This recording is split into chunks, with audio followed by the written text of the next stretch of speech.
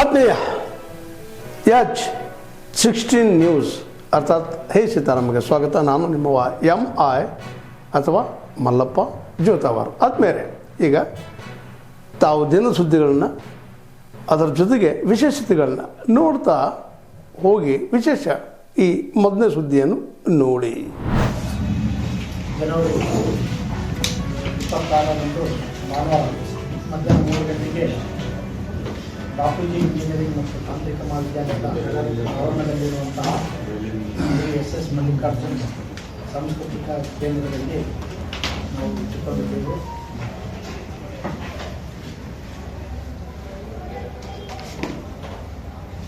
ಕಳೆದ 2 ತಿಂಗಳ ಹಿಂದೆ ನಡೆದಂಥ ಚುನಾವಣೆಯಲ್ಲಿ ಆಯ್ಕೆಯಾದಂಥ ಎಲ್ಲ ಪದಾಧಿಕಾರಿಗಳ ಪದಗ್ರಹಣ ಕಾರ್ಯಕ್ರಮವು ಭಾನುವಾರ ನಡೆಯಲಿದೆ. ಈ ಕಾರ್ಯಕ್ರಮದ ದಿವ್ಯ ಸಾನ್ನಿಧ್ಯವನ್ನು ಪ್ರಜಾಪಿತ ಬ್ರಹ್ಮಕುಮಾರಿ ಈಶ್ವರ ವಿಶ್ವವಿದ್ಯಾಲಯದ ಸಂಚಾಲಕರಾಗಿರುವಂಥ ರಾಜೇಂದ್ರ ಬ್ರಹ್ಮಕುಮಾರಿ ಅವರು ವಹಿಸಲಿದ್ದಾರೆ. JMIT ಗೆಸ್ಟ್ ಹೌಸಲ್ಲಿ ಅವರು ಒಂದು ಪತ್ರಿಕಾಗೋಷ್ಠಿನ ಕರೆದಂಥ ಸಂದರ್ಭದಲ್ಲಿ ಅವರು ಪತ್ರಿಕಾಗೋಷ್ಠಿಯಲ್ಲಿ SV ರಾಮಚಂದ್ರಪ್ಪ ಅವರು ಕೂಡ ಇರ್ತಾರೆ, ಯಶವಂತರಾವ್ ಜಾಧವ್ ಕೂಡ ಇರ್ತಾರೆ, ಆ ಪಕ್ಷದ ಮುಖಂಡರು ಕೂಡ ಇರ್ತಾರೆ. ಆ ಪತ್ರಿಕಾಗೋಷ್ಠಿಯಲ್ಲಿ ಎಲ್ಲ ಸಮಾಜದ ಆಗುಹೋಗುಗಳ ಬಗ್ಗೆ ಅಪಾರವಾದ ಜ್ಞಾನವನ್ನ ಹೊಂದಿರತಕ್ಕಂಥ ಶಾಸಕರು ಮತ್ತೆ ಆ ಪಕ್ಷದ ಮುಖಂಡರು ಒಂದು ಪದ ಬಳಕೆಯನ್ನ ಮಾಡ್ತಾರೆ. ಆ ಪದ ಬಳಕೆನ ನಾನು ಉಚ್ಚಾರಣೆ ಮಾಡ್ಲಿಕ್ಕೆ ಹೋಗೋದಿಲ್ಲ, ಅದನ್ನ ನೇರವಾಗಿ ಯೂಟ್ಯೂಬಲ್ಲಿ ರಿಕ್ವೆಸ್ಟ್ ಮಾಡಿ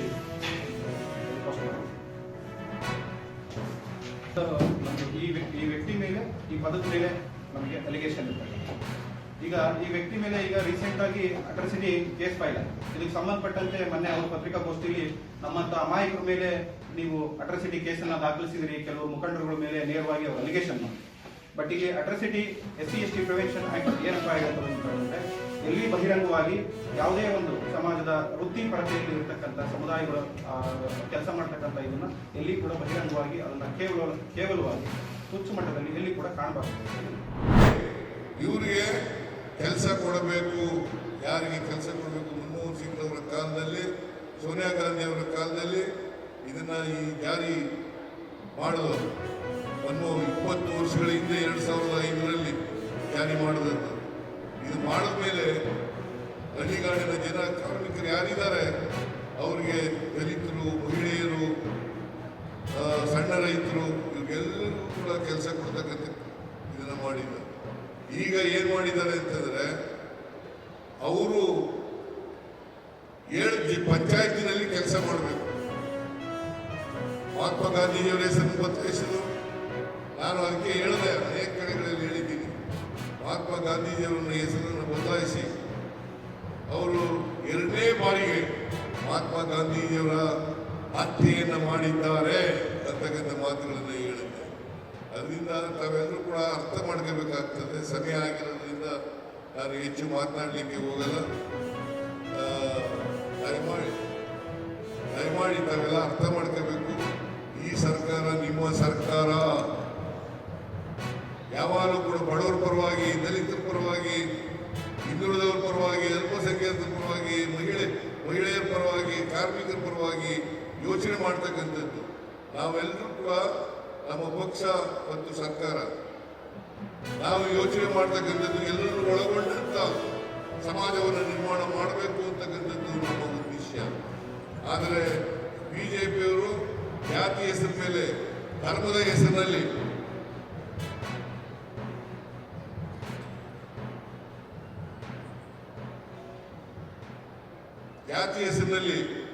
ಧರ್ಮದ ಹೆಸರಿನಲ್ಲಿ ಸಮಾಜವನ್ನು ಹೊಡಿತಕ್ಕಂಥ ಕೆಲಸವನ್ನು ಮಾಡ್ತಾ ಇದ್ದಾರೆ.